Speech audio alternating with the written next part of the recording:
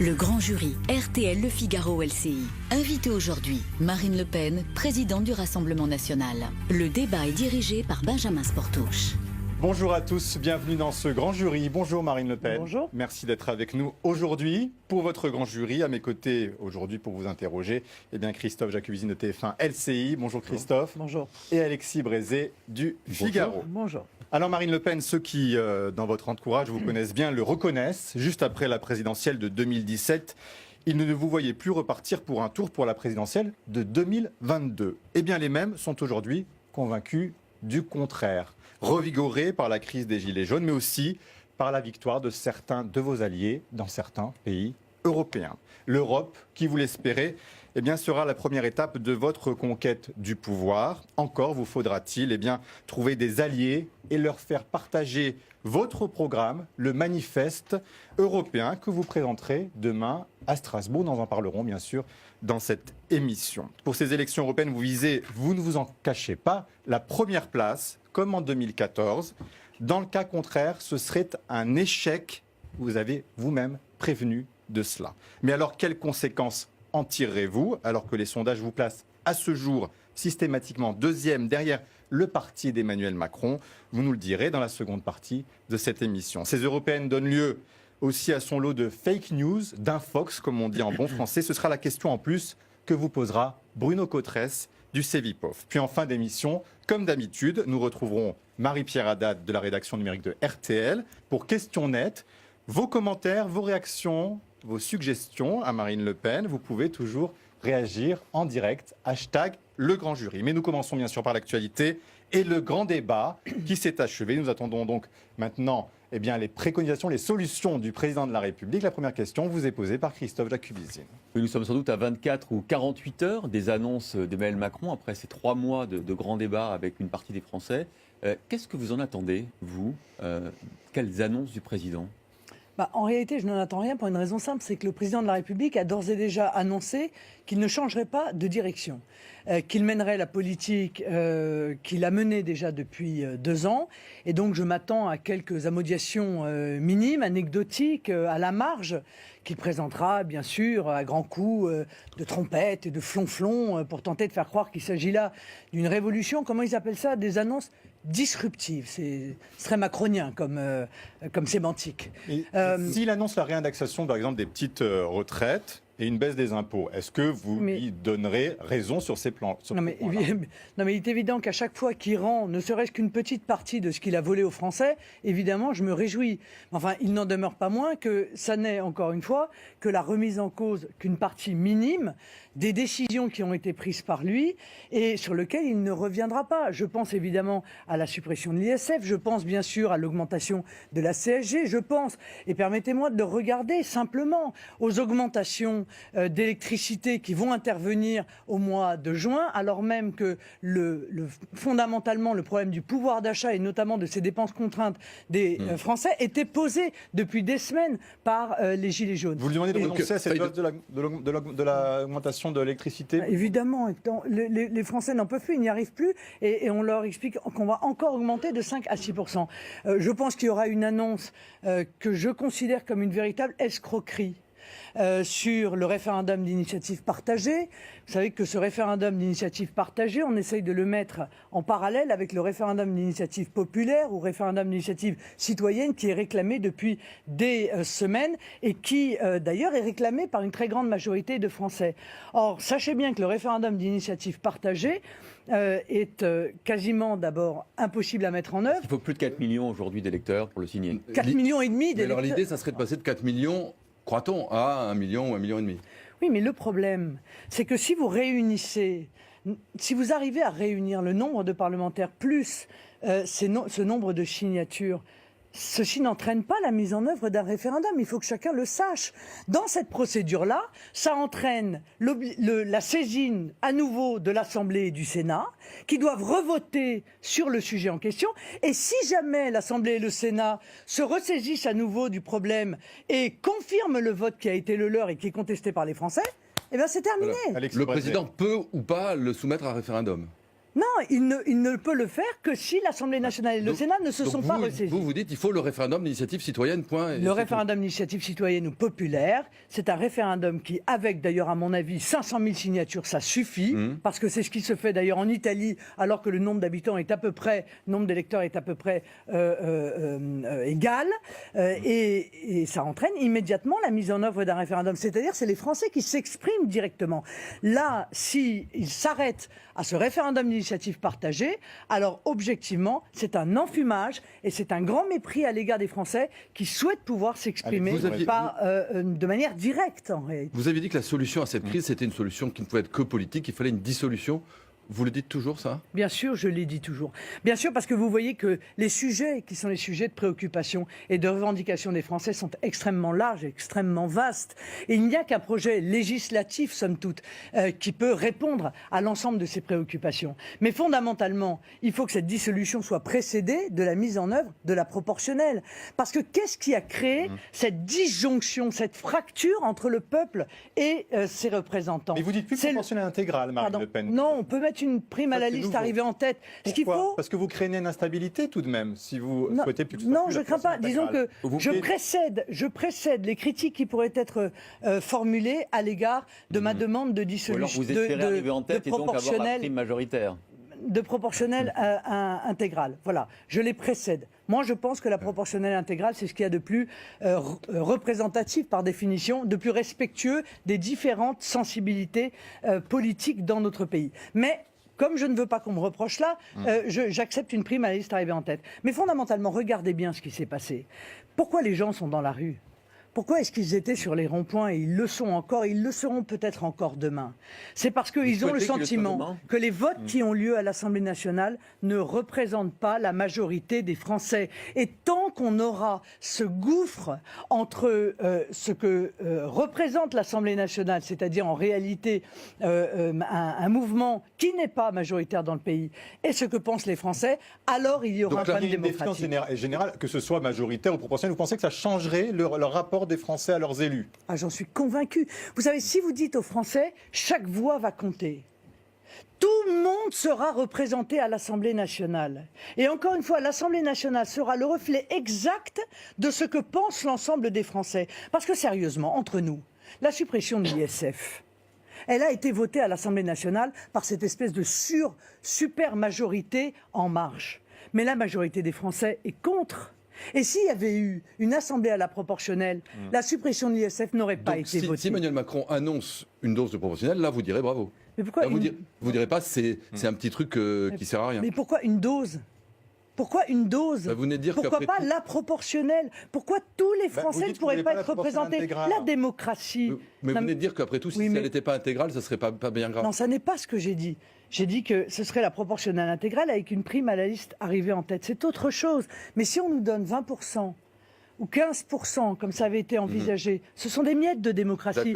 Est-ce que dans la situation de crise sociale, de crise de représentativité de notre pays, on peut se contenter de miettes de démocratie ? Je ne le crois pas. Est-ce que vous ne craignez pas quand même qu'une proportionnelle conduise à des coalitions qui changeraient tous les 6 mois, comme c'était le cas pendant la 4ème République ? Avec qui vous gouverneriez, par exemple ? Enfin, pardon, mais entre 86 et 88, il y avait la proportionnelle intégrale, et il n'y a pas eu une instabilité majeure. Mais où chercheriez-vous vos alliés dans ce cas-là ? Est-ce que chez les Républicains ou est-ce que vous... Encore une fois, si on met la proportionnelle avec la prime à la liste arrivée en tête, le problème ne se pose pas. Mais pour le reste, moi, ça ne me pose pas de problème de discuter. Ça ne me pose pas de problème de trouver un compromis pour pouvoir faire passer une loi dont je sais qu'elle sera majoritaire.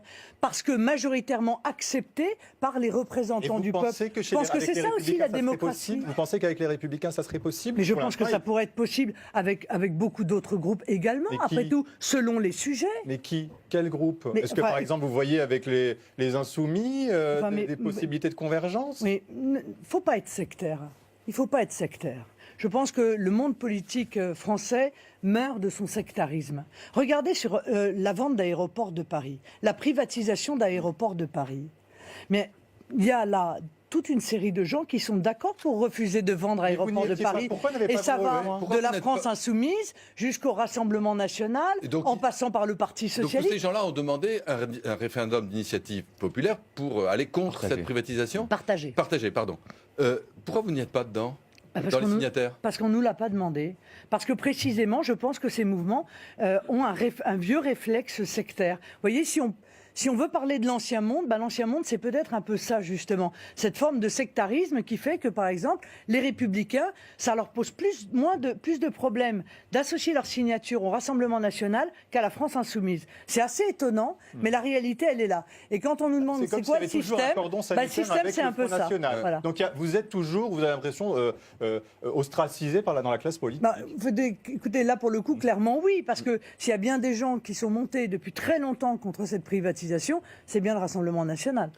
Christophe Jacubizzi. Hervé Juvin, votre conseiller économique, dit qu'il peut y avoir justement des convergences, par exemple avec François Ruffin de la France Insoumise. Est-ce que ce que vous venez de nous dire là à l'instant, le dit que dans une majorité, il n'y a pas vous n'excluriez personne sur des majorités de projets? Hervé Juvin, qui est, je rappelle, 5e sur votre liste pour les européennes et qui parle d'un parti national et populaire, avec éventuellement des insoumis. Mais monsieur, pardon, mais quand on vote une loi, on présente la loi et les groupes politiques se déterminent en fonction de l'adhésion qu'ils ont à cette loi. Ils ne vont pas demander l'avis des autres, ils ne vont pas demander si les autres les votent ou les votent pas. Et ça détermine une majorité si effectivement la moitié des députés est d'accord pour la voter. Il y a des convergences avec tout le monde en réalité. Il y a des sujets sur lesquels on a des convergences avec les Républicains, il y a des sujets sur lesquels on peut avoir des convergences avec la France Insoumise, avec les écologistes. Au Parlement européen, je l'ai bien vu moi, sur la lutte contre les accords de libre-échange. On a voté de la même manière avec la France Insoumise et avec les écologistes. Mais c'est ça la démocratie, il faut accepter le jeu de la démocratie. Donc vous leur tendez la main, vous dites... Mais je ne leur tends pas la main, je vous dis... Si jamais dans un système proportionnel, on peut s'entendre. C'est ce que vous leur dites. Mais non, mais ce que je leur dis, c'est qu'il y a très certainement des sujets sur lesquels aujourd'hui nous avons la même opinion. Voilà ce que je viens de dire. Par exemple, juste sur François Ruffin, qui réclame, je le cite, une mission d'information parlementaire sur les bénéfices des Gilets jaunes, en réaction à une autre mission d'information sur les dégâts que ces manifestations ont pu causer. Est-ce que vous le rejoignez dans cette démarche, une mission d'information parlementaire sur les bénéfices des Gilets jaunes pour les Français? Non, mais nous n'avons pas la possibilité, encore une fois, de solliciter tous ces moyens qui sont accordés aux groupes au sein de l'Assemblée nationale. Nous sommes considérés aujourd'hui comme des sous-députés, précisément parce qu'il y a un problème démocratique majeur dans notre pays et que notre mouvement représente, je crois, 0,5 ou 0,7% du nombre total de parlementaires dans le pays. Non, mais là, vous pouvez nous dire, est-ce que c'est une bonne idée ou pas une bonne idée, cette mission? Non, mais écoutez, moi, pour le coup, c'est anecdotique. Moi, je ne suis pas obligé de suivre nos collègues dans toutes les propositions qui sont des propositions de communication ou de publicité qu'ils peuvent se faire. Et quand vous dites l'ISF n'est pas remonté, est une demande des Français qu'on rétablisse l'ISF, ça n'est pas remonté dans les contributions. Vous sous-entendez quoi? Que le débat a été faussé? Il y a des garants qui étaient là pour attester des contributions. Est-ce que vous estimez aujourd'hui que cela a été pipé? Ah non, mais je ne le sous-entends pas. Je l'affirme. J'affirme que ce débat a été totalement pipé dès le départ. De quelle manière? D'abord de plusieurs manières. D'abord parce que les chiffres de participation en réalité sont totalement faux. Ils sont probablement moitié moins, d'après ce que l'on sait, de ce qui a été annoncé par le gouvernement. Deuxièmement, parce que les questions étaient déjà contraintes et par conséquent, on enfermait la pensée dans des questions... Il y a aussi des questions ouvertes et des questions fermées. Oui, il y a eu les cahiers de doléances en mairie aussi. Oui, pardon, les questions... la question qui consiste à dire est-ce que vous souhaitez qu'on baisse les impôts ou est-ce que vous souhaitez, et en contrepartie, qu'on baisse les services publics? Si ce n'est pas une question totalement biaisée, je ne sais pas ce que c'est. Bon, pas une seule fois, d'ailleurs, on a posé la question véritablement de l'immigration, par exemple. Pas une fois, on ne pose la question de l'insécurité. Enfin, des sujets dont chacun sait, d'ailleurs, qu'ils sont des sujets très importants. Ce n'est pas parce que les remontées ne vous conviennent pas que vous dites ça, Marine? Non, je pense que tout a été construit, monsieur, pour que, en réalité, au bout du bout de ce grand blabla, il y ait les propositions d'Emmanuel Macron qui émergent. Et tous les Français le comprendront. Vous l'accusez de tricherie? Oui, enfin de tricherie. Disons que il fait de la communication et il voulait gagner du temps. Il a gagné du temps avec ce grand débat. Ce grand débat qui était censé être là pour entendre les Français. Ben, on a beaucoup entendu le président de la République, c'est le moins qu'on puisse dire. Hein. Il a monopolisé en quelque sorte le temps de parole et l'objectif était d'arriver aux quelques propositions qu'il a fait tester par l'IFOP d'ailleurs et qui évidemment ne correspondent pas à ce qu'attendent les Français. Mais ça, permettez-moi, s'ils ont envie de jouer comme ça, à cache-cache avec les Français, c'est eux qui en seront les victimes. Parce que vous dites ça va repartir derrière, si c'est pas la hauteur. Mais c'est le risque. C'est le risque. Quand vous biaisez, encore une fois, un débat ou un fonctionnement ou un processus démocratique tel que celui-là, la seule victime, c'est le pouvoir politique. Donc s'ils espèrent en tirer un bénéfice quelconque, je pense qu'ils se trompent parce qu'on ne dupe pas le peuple français. On ne le trompe pourquoi pas. Vous n'attendez pas les conclusions d'Emmanuel Macron pour les juger? On a l'impression que déjà, vous l'avez jugé par avance sans avoir vu ce qu'il allait faire. Donc est-ce que vous ne lui faites pas un procès d'intention? Encore une fois, nous verrons. Mais je pense que toutes les propositions d'Emmanuel Macron sont, encore une fois, dans le sondage IFOP qui a testé 7 ou 8, je crois, propositions. Oui. Donc tout cela est totalement verrouillé. Enfin, alors, juste on n'est pas obligé d'être naïf et obligé d'être dupe de tout cela. Parmi lesquels, justement, dont on n'a pas parlé jusqu'ici, la meilleure prise en compte du vote blanc, le vote obligatoire, ça c'est des choses qui vous paraissent intéressantes ou hors sujet? Non, mais moi je ne suis pas contre tout cela, mais encore une fois, est-ce que ça répond à la crise de représentativité que vit notre pays? Est-ce que ça répond à la crise politique que vit notre pays à partir du moment où l'Assemblée nationale reste encore une fois en décalage total avec la représentation légitime du peuple? Si les Gilets jaunes se remobilisent le week-end prochain, ça voudra dire que les réponses n'auront pas été à la hauteur. L'objectif, c'est à ça qu'on jugera l'efficacité ou non de la parole du président? Oui, probablement, et pas seulement à une mobilisation des Gilets jaunes, à la manière dont ce sera ressenti par les Français. Et moi, encore une fois, de ce que j'ai vu, alors peut-être va-t-il sortir de son chapeau quelques propositions qui vont bouleverser le fonctionnement démocratique de notre pays, mais je ne le crois pas. Mais l'arbitre, ce sera les élections européennes, c'est ça? À partir du moment... À ce moment-là que vous diriez, si le parti d'Emmanuel Macron arrive en tête, est-ce que ce sera une validation de ses choix politiques? À partir du moment où le président de la République refuse cette dissolution. Il refuse de revenir aux urnes, ce qui est pourtant le moyen que nous donne la Constitution quand on est confronté à une crise politique ou à une crise sociale. Il refuse de le faire. Par conséquent, évidemment, il faut que les Français se saisissent de l'élection européenne pour pouvoir dire ce qu'ils pensent de la politique d'Emmanuel Macron. Mais alors, moi, ce que je viens de dire, c'est que s'il arrive en tête, oui, il se pensera légitimé dans son action. Et par conséquent, il accélérera la politique qu'il met en œuvre déjà depuis 2 ans. Et j'ai beaucoup de craintes. Pourquoi? Parce que j'ai vu le président de la République repousser après les européennes la réforme des retraites, qui va être un gigantesque coup de rabot, la réforme de l'indemnisation du chômage, qui va être un gigantesque coup de rabot, tout ça effectué à la demande de la Commission européenne. Et donc je viens dire aux Français, saisissez-vous de cette élection européenne pour voter contre Macron, contre la politique d'Emmanuel Macron au national et contre l'Europe de Macron au niveau européen. Et si justement il arrive en tête, quelle conclusion politique vous en tireriez? Mais moi, j'en tirerai pas de conclusion politique. C'est lui qui va en tirer au grand malheur des Français. Et c'est la raison pour laquelle il ne faut... Et je suis à peu près convaincu que ça n'arrivera pas. Vous pensez arriver en tête? Oui, pour vous, les sondages se trompent? Oh, mais d'abord, la campagne n'est pas terminée, permettez-moi. Oui. Et puis, il y a un certain nombre de listes qui sont aujourd'hui testées, qui peut-être n'iront pas au bout. Et puis, on ne sait pas ce qui peut arriver. Nicolas Dupont-Aignan, par exemple. Est-ce que vous tendez la main encore aujourd'hui à Nicolas Dupont-Aignan? Mais bien sûr que je lui tends la main, bien entendu. Je l'ai fait depuis le début. Je continue à le faire aujourd'hui. Je pense que si nous étions partis ensemble, nous serions d'ores et déjà dans les sondages en tête devant Emmanuel Macron. Mais il n'a pas souhaité le faire. Pourquoi il ne vous rejoint pas? Pourquoi, votre avis? Je n'en sais rien. Manifestement, il a du mal à rassembler. Bon, à chaque fois qu'il a des capacités, à chaque fois qu'il y a des possibilités de rassemblement, il les rejette. Il les a rejetées avec moi. Alors on a dit c'est de la faute de Marine Le Pen. Puis après ça a été les gaves. Après ça a été Monsieur Poisson. Après ça a été d'autres. Vous dites c'est pas trop tard. Non, c'est pas trop tard. Rien n'est jamais trop tard. Il faut quand même se dépêcher là, parce que les listes sont déposées dans quand même. Mais vous avez vous-même dit que si jamais vous arrivez seconde, eh bien deuxième, ce serait un échec.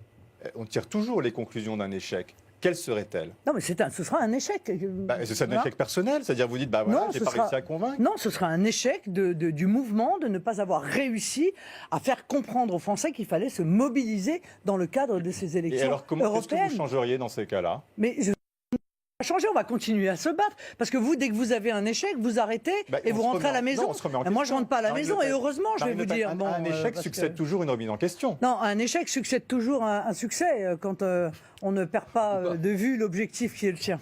En tous les cas, donc vous resterez à la tête du Rassemblement national et ça ne remet pas en question, eh bien, Mais c'est bien évidemment Vous que venez- non. Si les adhérents du Rassemblement national souhaitent que quelqu'un d'autre soit à la tête du Rassemblement national, ils le diront lors du prochain congrès. Alexis Vous, Brest. vous venez d'évoquer la question des retraites, et c'est vrai que depuis quelque temps, il y a un certain nombre de responsables du gouvernement qui disent pour financer la dépendance ou pour rétablir l'équilibre des retraites à l'avenir, il faut retarder l'âge de départ à la retraite de 62 à 63, 64, 65 ans. Et vous dites pas ça, non, non, il faut revenir à 60 ans. Avec 40 annuités. Et comment vous faites pour revenir à 60 ans? En Allemagne, c'est 65 ans et 7 mois. En Italie, 66 ans. En Hollande, 66 ans. Comment on ferait En Italie, ça a un peu changé dernièrement quand même. C'est en train de changer, mais enfin pour l'instant, Bon. non.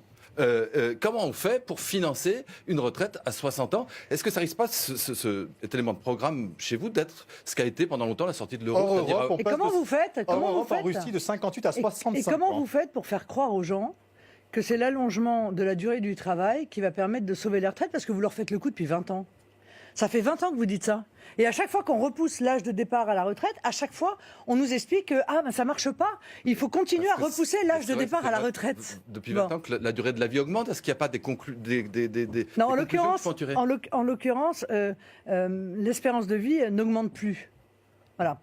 Aujourd'hui, et fondamentalement, tant qu'on n'aura pas compris financer la retraite qu'avec l'emploi, c'est-à-dire en luttant contre le chômage, c'est-à-dire en changeant le modèle économique, qui est un modèle économique de chômage de masse, c'est-à-dire en mettant en œuvre un modèle économique qui est un modèle qui protège de la concurrence déloyale nos industriels, nos agriculteurs, concrètement, et qui c'est-à-dire puisse permettre de recréer de l'emploi dans notre pays. Car c'est le modèle ultralibéral qui a créé ce chômage de masse. Et c'est ce chômage de masse qui ne permet plus de financer nos retraites. Donc moi, je ne suis pas là pour gérer la pénurie. Vous voyez ce que je veux dire? C'est ce que font d'ailleurs les gouvernants depuis déjà 20 ans. Ils gèrent la pénurie. C'est-à-dire comme ils sont incapables de changer le modèle économique et incapables de créer de l'emploi, alors ils disent, il va Donc, falloir ce sera- se serrer ça la serait retraite ceinture. à 60 ans pour tout le monde. C'est ça que vous nous dites et vous répétez aujourd'hui. Oui, je dis que je suis pour la Mais- retraite à 60 ans avec 40 annuités, encore une fois, Ouais, de mais- cotisation. Et non Étant 42, entendu, comme- oui. permettez-moi de le rappeler, étant entendu qu'aujourd'hui, je crois qu'à 55 ans, il y a une personne sur deux déjà qui est au chômage. Parce que les entreprises se licencient de plus en plus tôt et qu'il est quasiment impossible de retrouver un emploi craignez à pas partir de que cette 55 affaire ans. soit Donc, pour vous qu'est-ce comme a que vous été la allez nous sortie de dire? l'euro? Alors, vous allez nous dire quoi? Qu'en réalité, de 55 à 65 ans, les gens seront au chômage. Et puis, comme au passage, on aura fait la réforme, M. Macron aura fait la réforme de l'indemnisation du chômage, qui va limiter le temps d'indemnisation, eh bien, on laissera des gens à 58 ou à 59 ans sans plus aucun revenu. Ça n'est pas ma vision des choses, ça n'est pas ma vision du système de protection sociale. Je pense qu'il y a énormément de gaspillage dans notre pays, il y a énormément de sources d'économies à faire, et notamment d'ailleurs l'immigration, vous le savez, dont je considère que c'est un gouffre financier, mais également l'Union européenne, mais également le gaspillage d'une décentralisation qui a été totalement anarchique et qui a fait qu'on a assisté à une explosion des fonctionnaires territoriaux sans qu'il y ait eu un bénéfice quelconque en termes de fonctionnement On va en parler, politique on de va en nos parler, régions. Marine Le Pen. Donc, ce Mais sont vous des parlez choix. Gouverner, d'allongement c'est choisir. Mon Mais- choix n'est pas celui ni de ce Enfin, gouvernement, ni de D'aucuns ceux qui pays se sont et d'aucun pays en Europe. succédés. Pardon? Et c'est le choix aussi d'aucun pays en Europe en matière d'âge de la retraite. Donc est-ce que ça va pas être pour vous ce qu'a été pendant longtemps l'histoire de la sortie de l'euro? Vous nous avez dit qu'il faut sortir de l'euro, puis à un moment vous dites non, on n'y arrive pas. Est-ce que là vous n'allez pas dire Mais- non, la retraite à 60 ans Vous avez, c'était une Monsieur erreur? Brézet, vous avez en face de vous quelqu'un qui est profondément honnête. Et quand j'ai évoqué cet engagement de la retraite à 60 ans, j'ai dit de la manière la plus claire. On va mettre la retraite à 60 ans avec 40 annuités et faire toutes les économies parallèlement qui sont nécessaires. Si on s'aperçoit que ça n'est pas suffisant, que les économies que nous avons pu faire ne sont pas suffisantes, que le changement du modèle économique n'a pas recréé assez d'emplois pour permettre le financement, alors je reviendrai vers les Français pour leur dire j'ai fait tout ce à quoi je m'étais engagé. d'accord. Mais là, je vous demande un effort parce qu'on ne peut pas faire autrement. Ce que je trouve insupportable, M. Brézet, c'est qu'on ne cesse de demander des efforts aux Français et que parallèlement, tous les robinets sont ouverts. Et c'est ça aussi que eux considèrent comme insupportable. Ils veulent bien faire des efforts. Ils veulent même bien payer les impôts qu'on leur demande. Mais ils ne veulent pas vous dites que qu'il y ce a pas soit pour d'allongement de la durée financer de- n'importe quoi, pour Mais entre financer... ne pas allonger et reculer... Parce qu'il y a un allongement de la durée de vie, mais plus lentement, Marine Le Pen. Mais il y a un allongement de la durée de vie. Progressif, mais plus lentement qu'auparavant. Oui, mais et en bonne santé. Parce que c'est bien beau de dire qu'il y a un allongement de la vie, mais en bonne santé. Est-ce qu'il y a un Les études allongement disent en bonne de la santé vie en aussi. bonne santé? Non, mais d'accord, mais pour travailler, il faut être en bonne santé. Ben, les études Donc, disent que c'est le cas. attention aux fausses bonnes idées, encore une fois, qui consistent à aller taper à nouveau et comme d'habitude sur les mêmes, c'est-à-dire sur les Français, pour pouvoir financer des choses Alors, qui ne sont pas admissibles. Christophe Jacubizzi. Alors, ce qui est intéressant, c'est que vous assumez cette politique à la destination des classes populaires, y compris avec l'augmentation des salaires, par exemple. Dans Valeurs Actuelles, votre nièce, Marion Maréchal, explique que justement, ce qui la distingue de vous, c'est que vous pensez que vous n'avez pas besoin de l'assentiment des classes les plus aisées pour arriver au pouvoir. Elle considère que c'est une erreur, que votre politique est trop clairement orientée, j'ai envie de dire, presque à gauche. Marine Le Pen. J'ai pas lu la même chose. Mais si, elle dit que vous... J'ai pas lu la même chose Elle dit que que vous. pour arriver au pouvoir, il faudra Elle dit on aussi ne peut pas séduire les- gagner en s'adressant seulement aux classes populaires. Voilà. Oui. Exactement, ça c'est Mais, ces mots. mais en l'occurrence, ça n'est pas ce que nous faisons. Et c'est là où j'ai dit, je pense qu'on n'a pas la même conception de ce qu'est le populisme, si tant est qu'on accepte ce terme que moi je ne l'acceptez revendique plutôt. pas d'ailleurs. Mais vous l'acceptez quand même, vous ne le revendiquez non, mais, pas. bon, écoutez, si le populisme, alors encore une fois, si le populisme, c'est le gouvernement du peuple, par le peuple et pour le peuple, OK pour le populisme. S'il s'agit, comme elle l'exprime, d'une politique qui est exclusivement destinée aux plus faibles, en l'occurrence, ça n'est pas ce que nous faisons. Même s'il n'y a rien de honteux, hein. Moi, je trouve qu'aller au chevet des plus faibles, aller au chevet des plus modestes, c'est la grandeur d'une politique en réalité, plutôt que d'aller au chevet de ceux qui n'ont pas besoin qu'on les aide. Alors, dans le peuple, il y a les classes populaires, bien sûr, il y a les classes moyennes, il y a les classes moyennes supérieures, et aujourd'hui, la politique, elle est menée exclusivement pour 1% des plus riches, en réalité, de nos compatriotes. Donc, tous les autres sont aujourd'hui un peu les victimes d'une sorte de choix qui a été fait par Emmanuel Macron et qui, clairement, n'est pas le nôtre. Alors, on en reparlera de Marion Maréchal parce que l'interview est quand même très longue et riche. Dans la deuxième partie, c'est l'heure de la question en plus. Le grand jury, la question en plus. Bonjour Madame Le Pen, je suis Bruno Cotrez, chercheur CNRS au CEVIPOF à Sciences Po. Madame Le Pen, on sait que les hommes et femmes politiques dans le feu de l'action n'ont pas le temps de tout vérifier. Vous ne faites pas exception à cette règle. Il vous est arrivé parfois de jouer avec les lignes de la vérité factuelle. Par exemple, quand vous avez soutenu que la France allait céder ou partager son siège avec l'Allemagne au Conseil de sécurité des Nations Unies, ou quand vous avez déclaré qu'un migrant fraîchement débarqué peut toucher davantage qu'un retraité modeste. Alors Madame Le Pen, je vous le demande en tant que responsable politique qui a à cœur la question de la crédibilité de la parole politique, n'avez-vous pas un devoir absolu de refuser les intox et même de reconnaître quand vous êtes trompé sur des faits? Oui, Marine mais Le sauf Pen. que, monsieur, en l'occurrence, vous choisissez, on peut toujours se tromper, hein, mais en l'occurrence, vous choisissez deux exemples que je signe à nouveau des deux mains. Ce que j'ai dit est tout à fait juste, et d'ailleurs j'ai remarqué, j'étais assez contente, que dans un grand débat des têtes de liste aux européennes, la question s'est posée précisément du transfert du siège de sécurité de la France vers l'Union européenne. L'Allemagne le réclame, mais on ne le fait pas. L'Allemagne le réclame, on ne s'y est pas engagé. Mais c'est pas tout à fait vrai. Je suis désolée de vous le dire. Moi, C'est pas tout à j'ai fait une faux. analyse extrêmement claire et vous devriez le lire d'ailleurs du traité d'Aix-la-Chapelle. Je l'ai lu entièrement. Parce que entre partager question physiquement un d'interprétation. siège et demander en réalité une convergence entre les intérêts de l'Allemagne et les intérêts de la France avant de prendre position. Et une concertation, Au moment, en effet, qui est prévue. non mais laissez-moi terminer. Si la France est obligée d'aller demander en quelque sorte l'autorisation de l'Allemagne ou d'avoir une position commune, avec l'Allemagne, dont on partage par ailleurs, c'est ce qui est dit dans le traité d'Aix-la-Chapelle, les diplomates, on se les échange, etc. Bon, ça veut donc dire que c'est un avis franco-allemand qu'on va exprimer au Conseil de sécurité de l'ONU. Eh bien moi j'appelle ça un partage de notre avis qui n'est plus un avis national, un avis français, mais un avis copartagé avec une autre nation qui est l'Allemagne. On se retrouve dans quelques instants pour la seconde partie de ce grand jury de Marine Le Pen. À tout de suite.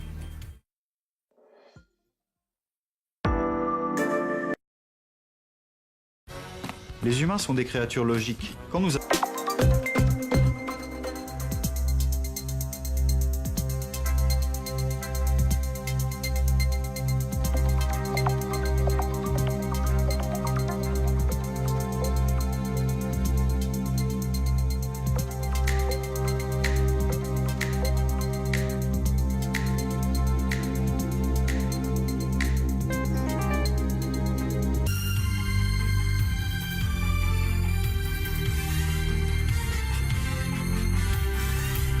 suite du grand jury RTL Le Figaro LCI. Invité aujourd'hui, Marine Le Pen, présidente du Rassemblement national. Le débat est dirigé par Benjamin Sportouche. Avec à mes côtés Christophe Jacubizzi de TF1 LCI et Alexis Brézé du Figaro. Marine Le Pen, le djihadiste breton, comme on l'appelle, Gilles Le Gouen, qui a été condamné en 2015 à 8 ans de prison pour avoir combattu dans les rangs d'Al-Qaïda au Maghreb islamique, est sorti de prison en février. On l'a appris cette semaine parce qu'il s'est bien comporté en prison et en raison de remise de peine. Est-ce que vous comprenez qu'il peut y avoir, y compris pour ce type d'emprisonnement et de sanctions, eh bien une seconde chance? Non. Non, je ne le comprends pas. Alors qu'est-ce que vous feriez? Est-ce que ça veut dire une rétention à vie?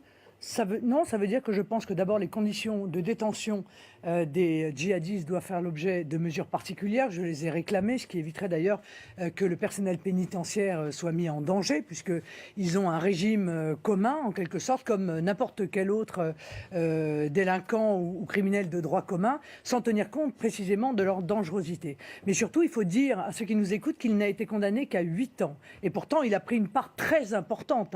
Il a fait des appels à lutter contre la France. Il était à Al-Qaïda et il a très probablement participé à un certain nombre de barbaries. Mais ça veut dire quoi? Sur Systématiquement, qu'on comprenne bien, une condamnation à perpétuité? Est-ce que... Je vais vous le dire.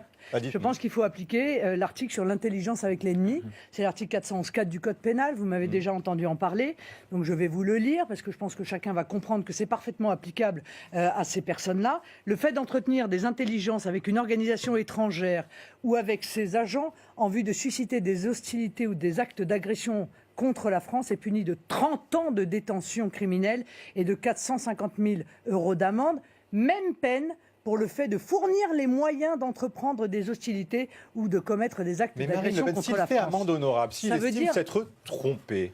Non, mais c'est une plaisanterie ou quoi? Pour vous, ça n'a pas lieu d'être. On ne peut pas. Est-ce que c'est une plaisanterie? Je vous pose la question. Bon. Vous ne pouvez penser pas qu'on puisse, à un moment donné, dire on a combattu, mais on s'est trompé. Bon, voyons. D'accord. Allez, retourne dans ta chambre et puis on en reparlera demain, d'accord? Non, mais vous vous rendez compte de quoi on parle? Vous savez de quoi on parle? On parle d'assassinat de masse, on parle de barbarie, on parle de supplice qu'ont fait subir ces gens-là à des civils, à des gens parfaitement innocents. Mais enfin, il n'est inenvisageable de les traiter, encore une fois, comme n'importe quel autre criminel de droit commun. Donc moi, je viens dire que ces gens devraient passer devant la cour d'assises, qu'ils devraient risquer 30 ans et qu'ils devraient faire évidemment la totalité de leur peine. Voilà ce que je pense, étant entendu que ceux qui sont en Irak aujourd'hui ou en Syrie doivent évidemment ne jamais revenir. Donc il faut les juger là-bas. Ce qui n'est pas le cas. C'est ça. Car le président de la République joue sur les mots dans ce domaine. Il dit qu'il n'envisage pas de les faire revenir, mais semble-t-il déjà près de 200 sont revenus. Près de 200. Ah oui, on parle semblerait d'enfants, que près... mais on parle pas pour vous, c'est des adultes qui sont revenus. Non, vous parlez là de ce qui se passe en ce moment. Oui. Moi, je vous parle de ce qui se passe depuis 2 ans. En réalité, déjà, des djihadistes sont revenus. Et donc, je pense que c'est faire prendre au peuple français un risque absolument majeur que de faire revenir. Donc vous dites en prison, finalement, ces 200-là, Marine Le Wauquiez Pen. dit un truc pas très différent. Il dit qu'il faut qu'il y ait un tribunal pénal international qui les juge là-bas, en Syrie ou en Irak. Mais pourquoi ? Pourquoi c'est à la justice irakienne de les juger, à la justice syrienne de les juger? Enfin, écoutez, c'est quand même assez normal que ce soit leurs victimes, dans le pays de leurs victimes, qu'ils soient jugés des actes qu'ils ont Marine Le Pen, commis c'est sur contre ces elles. 200 djihadistes dont vous nous parlez, c'est pas rien, ça veut dire qu'ils sont revenus en France, ou pour vous, ils sont incarcérés, et ce chiffre, d'où vient-il, Mais monsieur, pardon, c'est à Madame Belloubet de nous répondre. C'est Madame Belloubet qui doit nous répondre sur les djihadistes qui sont revenus depuis 2 ans sur le territoire national. Il faut lui poser évidemment la question. En tout cas, moi, c'est ce que je ferai dès la semaine prochaine lors d'une question écrite au gouvernement pour avoir des éléments précis parce que j'ai le sentiment qu'on ne dit pas la réalité de ce qui se passe aux Français. D'ailleurs, je crois qu'il y avait un député En Marche qui a dit « Vous croyez quand même pas qu'on va dire la vérité sur le terrorisme ou sur le chômage ?» Vous vous rendez compte ? Qu'est-ce que penseraient les gens si on leur disait la vérité? Oui, en effet, qu'est-ce qu'ils penseraient? Alors, Alexis Brézé. Pour lutter contre le terrorisme, l'Europe, après des mois et même des années de discussion, a fini par se mettre d'accord en 2016 sur ce qu'on appelle le PNR, c'est-à-dire ce fichier des passagers aériens qui permet en principe de repérer les gens qui se promènent d'un pays à l'autre et donc de détecter les éventuels risques terroristes. Ce fichier PNR Le Front National au Parlement européen ne l'a pas voté. Non. Et donc, on a interrogé Jordan Bardella récemment. Il dit, mais c'est parce que les terroristes prennent pas l'avion. Bah oui, les terroristes Est-ce prennent pas que c'est l'avion. le 11 septembre, c'était bien des terroristes qui dans des avions et qui ont foncé sur des... Non, mais pardon, enfin écoutez, moi je veux bien qu'on raconte ce qu'on veut. Non, ça, c'est Moi je ça, voudrais c'est quand même qu'on sache de quoi on parle. Le PNR, ça consiste à récupérer l'intégralité des données des 500 millions d'Européens, de leur voyage, de avec qui ils voyagent, de qu'est-ce qu'ils ont mangé quand ils étaient dans l'avion, de où ils vont, d'où ils viennent, et les transférer aux États-Unis. Moi, il m'apparaît que ça participe de ce que j'appelle la colonisation de notre pays par la maîtrise des données par des puissances étrangères. Et la question, c'est est-ce qu'on accepte ce sacrifice inouï de la vie privée des Européens au bénéfice d'une sécurité supplémentaire. Vous pouvez dire ça, mais vous ne pouvez pas dire que les terroristes ne prennent pas l'avion. Il n'y a pas de sécurité supplémentaire.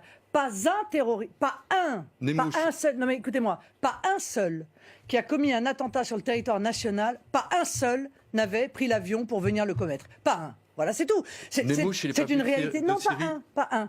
Ils prennent leur voiture et ils traversent ces frontières qui n'existent plus entre les pays européens. Elle est là, la réalité, de la même manière qu'ils ne baladent pas les armes dans les avions, ils les mettent dans des coffres des voitures et elles passent de Belgique en France ou des pays de l'Est en France. C'est bien le problème d'ailleurs de Schengen et c'est la raison pour laquelle nous sommes pour la suppression de Schengen, pour la maîtrise de nos frontières nationales, car la frontière, c'est comme la peau. Ça doit laisser passer ce qui est bon, quand vous mettez de la crème hydratante, et ça doit protéger contre ce qui est mauvais. Et ce qui est mauvais, ce sont non seulement les terroristes, mais ce sont aussi les armes, mais ce sont aussi les mafias criminelles, car il n'y a pas que les terroristes et les armes qui passent les frontières très librement, il y a aussi toutes les mafias criminelles qui viennent œuvrer dans notre pays.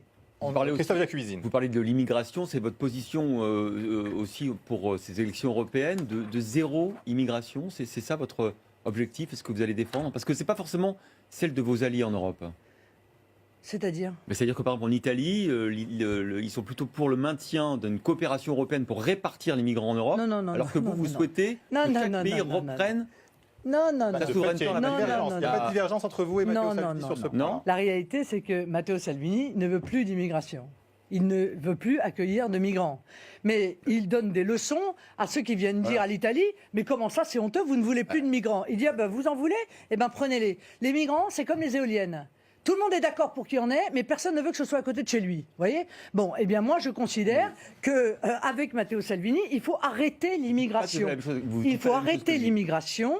Il faut arrêter l'immigration et je suis parfaitement, évidemment, opposé, contrairement aux Républicains qui les votent en toutes circonstances, à la relocalisation forcée des migrants dans des pays qui ne souhaitent pas les accueillir. Donc nous devons maîtriser nos frontières nationales.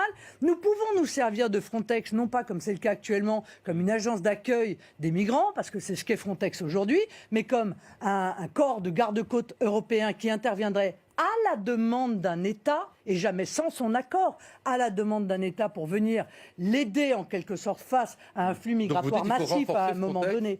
Mais on peut le faire, mais encore faut-il que d'abord il y ait des frontières nationales.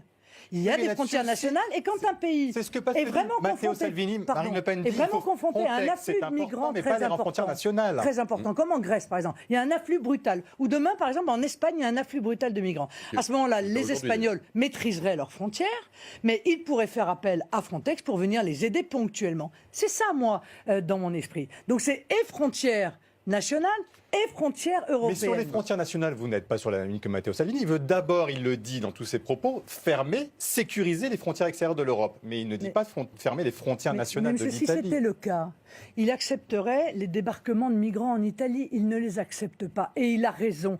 Parce que depuis qu'il n'accepte plus les débarquements de migrants en Italie, le nombre de débarquements a chuté de manière spectaculaire. Ce sont maintenant les Espagnols qui récupèrent... la frontière maritime. Voilà, d'accord.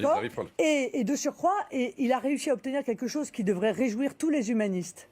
La baisse de moitié du nombre de morts en Méditerranée. au large de l'Italie. Eh bien, voyez, ça, c'est la politique qu'il faut mettre en œuvre. Et pour la mettre en œuvre, il faut changer radicalement de vision sur l'immigration. Il faut que les embarcations soient arraisonnées, que les migrants soient mis en sécurité et ramenés dans leur port d'origine et non pas ramenés sur les rives de l'Europe où, évidemment, après, ils s'égayent et ils restent, même s'ils n'ont pas obtenu le droit d'asile. Sur les migrants, Christophe Une question concrète, il y a justement eu hier un bateau qui est arrivé à Malte avec une soixantaine de migrants. Qu'est-ce qu'on en fait? Eh bien, on les ramène de là où ils sont venus. Voilà. Il y a aussi autre chose, permettez-moi de le dire, parce que je sais que l'outre-mer, hélas, est loin et on n'en parle jamais. Elle est pourtant victime d'une immigration, elle aussi, massive. Et aujourd'hui, c'est la Réunion. Après, évidemment, Mayotte avec les Comoriens, après la Martinique et la Guadeloupe, après la Guyane qui vit un véritable enfer. Eh bien, il y a maintenant une voie d'immigration qui s'est constituée, qui vient du Sri Lanka. Et les Sri Lankais arrivent par bateau à la Réunion. Je crois que ça doit être le 6e ou le 7e bateau qui arrive en quelques mois. Et cela, personne ne le dit. Alors, de la même manière, ces Sri Lankais doivent être ramenés au Sri Lanka et on doit mettre en place les conditions pour que ces débarquements de bateaux ne se fassent pas. Alors sur la question, on parlait de la question d'immigration, il y a d'autres divergences avec certains de vos alliés. On parle par exemple de la directive des travailleurs détachés. Vous êtes pour l'abolir, mais dans certains pays de l'Est, eh bien, ce n'est pas le cas. Comment vous allez vous allier avec la Pologne Non mais monsieur, moi excusez-moi, mais nous on va faire un grand groupe qui est un grand groupe souverainiste. Ça veut dire quoi? Ça veut dire que nous considérons que chacun est maître chez lui. Et que chacun a le droit de mettre en œuvre sa propre politique d'immigration qu'il a choisie, que son peuple a choisie. Sa politique économique, en fonction de ses intérêts, en fonction de son histoire, en fonction de sa culture. L'Europe servira à quoi, Marine Le Pen, dans ces cas-là? Eh bien, l'Europe, elle servira à être une Europe de la coopération sur les grands projets. Elle servira à faire ce que nous avons fait par le passé et totalement abandonné au bénéfice de cette structure supranationale qu'est l'Union européenne. Par exemple, Ariane. Par exemple, Airbus. Moi, je vais vous donner, par exemple, un exemple de ce qu'on pourrait faire avec la coopération entre les nations européennes. Une agence européenne de la mer, sur le même mode que l'agence spatiale européenne. C'est-à-dire un très grand projet de développement de nos ressources maritimes qui sont multiples, qui vont de l'alimentation des animaux ou des hommes à la désalinisation, aux énergies, aux nodules polymétalliques. Il y a 1000 choses à faire et 1000 développements économiques à envisager autour de la mer. Voilà un projet qui pourrait réunir les nations qui le souhaitent. Parce que c'est ça l'idée de mon Europe à moi. Mon Europe à moi, elle n'est pas carcérale. Mon Europe à moi, elle n'oblige pas à des mariages forcés. Eh bien, ceux qui veulent participer à des projets le font, ceux qui ne souhaitent pas le faire ne le font pas. Alors pourquoi vous n'assumez pas? Parce que cette Europe-là, des coopérations, pourquoi pas? Mais ça veut dire que ça ne sert à rien, l'Europe telle qu'elle existe aujourd'hui, avec son Parlement, sa Commission, son Conseil. Pourquoi est-ce que vous n'assumez pas une sorte de Frexit? Mais je ne suis pas d'accord. Mais je suis absolument pas d'accord. Moi, je veux fondamentalement changer. Je veux dire ce que je pense. Je pense que la Commission européenne, qui s'est attribuée, vous le savez, tous les pouvoirs, grâce, hélas, il faut bien le dire, au traité de Lisbonne en partie, c'est-à-dire à cette constitution que pourtant les Français avaient rejetée. Donc aujourd'hui, la Commission fonctionne en désaccord avec le vote des Français. Il faut lui retirer l'intégralité de ses pouvoirs. Elle n'a aucune légitimité. Donc c'est une sorte de fin de l'Europe telle qu'elle existe aujourd'hui. Mais vous n'assumez pas ça, vous dites pas, moi je veux une Europe de coopération et donc on supprime la Commission. C'est quand même incroyable, c'est pas ou tout ou rien. L'organisation de l'Europe peut avoir plusieurs visages. Aujourd'hui, on est face à une organisation fédéraliste de l'Europe. Mais il peut y avoir une autre Europe, une Europe des coopérations. C'est un autre mode de fonctionnement de l'organisation européenne. Il faut mettre fin à celle-là avant d'en construire une autre. C'est ça qu'on ne comprend pas très bien. Vous dites on va faire c'est exactement ce qu'on va faire de l'intérieur. Nous allons de l'intérieur modifier profondément le fonctionnement de l'Union européenne pour qu'elle se transforme en alliance européenne des nations. Ans, vous n'aurez pas une majorité ou unanimité d'États qui seront d'accord avec vous. Mais vous n'en savez rien. Il y a d'autres pays comme les Anglais qui ont choisi du coup d'en sortir. Mais vous ne savez pas. Mais ils ont été obligés d'en sortir parce qu'en réalité, il n'y avait personne qui était assez puissant pour présenter une alternative. Aujourd'hui, c'est le cas. Et je vais vous dire que cette Alliance européenne des nations, je suis convaincu que si elle existait, la Grande-Bretagne serait restée dans l'Europe. Parce qu'elle n'aurait pas été carcérale, parce qu'elle n'aurait pas contraint la Grande-Bretagne au point que le peuple a souhaité reprendre sa liberté. Est-ce que vous pouvez avoir des convergences là-dessus avec François-Xavier Bellamy? Quand on lit l'interview de Marion Maréchal dans Valeurs Actuelles à nouveau, eh bien, Elle dit que ces convergences sont possibles. D'ailleurs, elle n'appelle pas à voter clairement pour Jordan Bardella, dont le nom n'apparaît pas dans cette interview de 10 pages. Est-ce qu'il peut y avoir des convergences avec François-Xavier Bellamy, comme le dit votre nièce ? Encore une fois, je vous ai déjà répondu à cette question tout à l'heure. Mais la vraie question, c'est sur la vision de l'Europe. Est-ce qu'on peut avoir des convergences avec M. Bellamy ? Mais c'est M. Bellamy qui répond le mieux à cette question.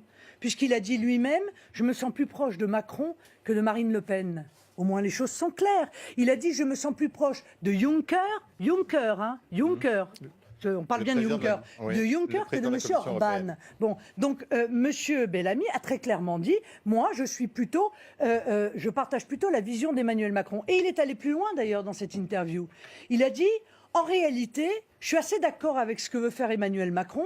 Le seul problème que j'ai, c'est le calendrier. Je trouve que ça va trop vite. Donc moi, quelqu'un qui est d'accord sur le fond avec Emmanuel Macron, mais qui trouve qu'il faudrait peut-être faire ça plus tranquillement, eh bien je le considère comme étant un mondialiste, monsieur.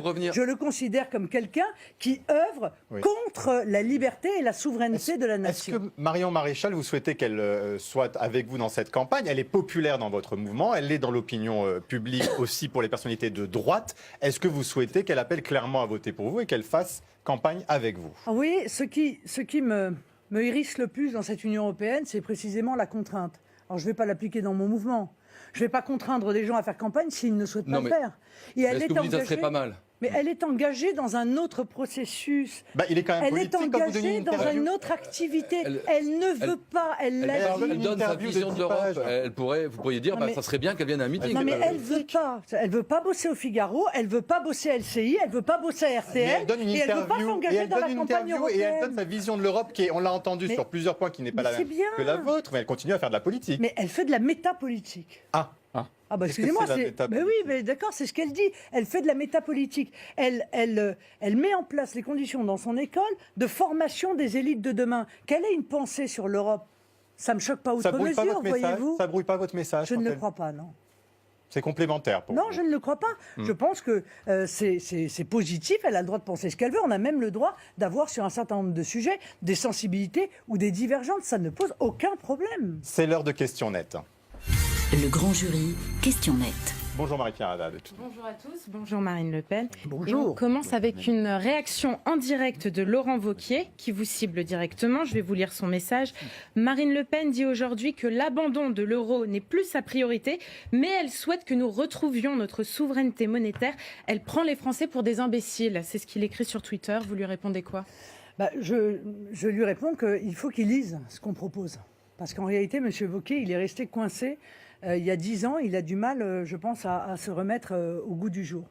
Récupérer notre gouvernance monétaire, c'est ne plus laisser la Banque centrale européenne décider toute seule et se donner toute seule ses propres missions. Ainsi, la Banque centrale européenne, par exemple, a, ce qui est une exception dans le monde, quasiment, elle est la seule banque centrale à faire cela, comme seul objectif la lutte contre l'inflation, c'est-à-dire la maîtrise des prix. Or, toutes les banques centrales dans le monde ont comme objectif, évidemment, l'emploi. Donc, par exemple, ça, c'est quelque chose que l'on pourrait modifier. De la même manière, on a fait, excusez-moi, c'est un peu technique, mais puisque M. Wauquiez veut qu'on parle de technique, on va le faire.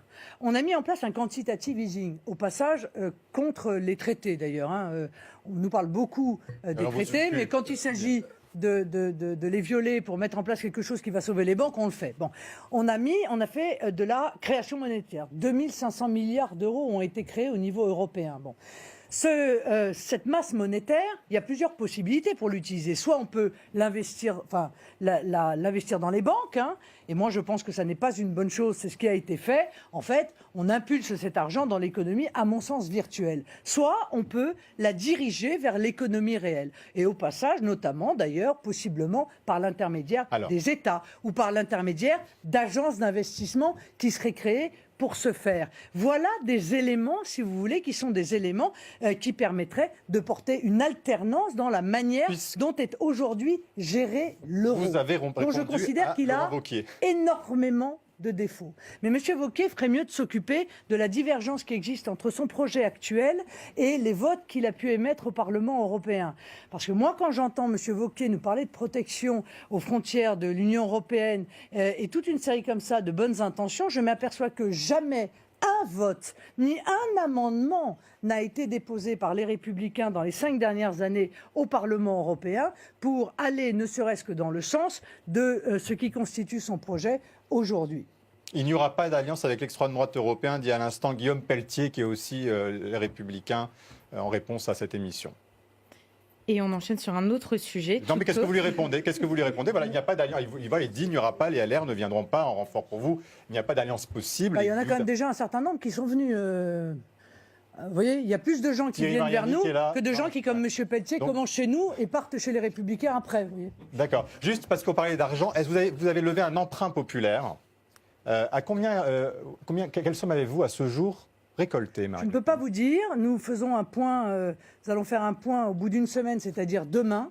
Mais encore une fois, au-delà de ce que nous avons réussi à récolter, permettez-moi de profiter de quelques secondes pour dire qu'il y a un gigantesque problème démocratique dans notre pays où tous les partis d'opposition, je dis bien tous les partis d'opposition, se retrouvent empêchés par les banques de pouvoir faire appel à des emprunts pour financer leur campagne électorale. Ça veut dire quoi? Ça veut dire qu'un jour, peut-être, un parti dira: je ne peux pas me présenter à l'élection parce qu'une banque m'a interdit de m'y présenter. Je trouve que ce problème-là est majeur. La Banque de la démocratie, qui avait été prévue et votée par le Parlement, a été jetée à la poubelle par la majorité. On ne sait pas pourquoi, par le Premier ministre, on ne sait pas pourquoi. Et moi, j'appelle le Premier ministre maintenant à trouver une solution, la Caisse des dépôts et consignations, ou je ne sais quel autre moyen pour permettre, avec des critères objectifs, à l'opposition de pouvoir défendre ses idées dans les élections. Autre réaction, Marie-Pierre Haddad. Oui, cette fois-ci, ça concerne Raphaël Rabatel, qui est l'épouse de Gilles Legendre, le patron des députés La République En Marche à l'Assemblée. Elle a été nommée directrice de la communication de la Française des Jeux. Donc il y a eu énormément de réactions là-dessus. Il y en a beaucoup qui critiquent la maladresse, notamment de la majorité.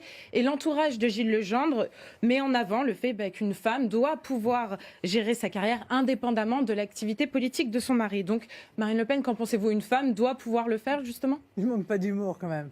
Ça s'appelle un conflit d'intérêts. Tout ça est connu depuis très longtemps. On les évite. Ils sont en général interdits. Ça s'appelle un conflit d'intérêts. Je suis désolé de le dire. Mais je vois encore une fois que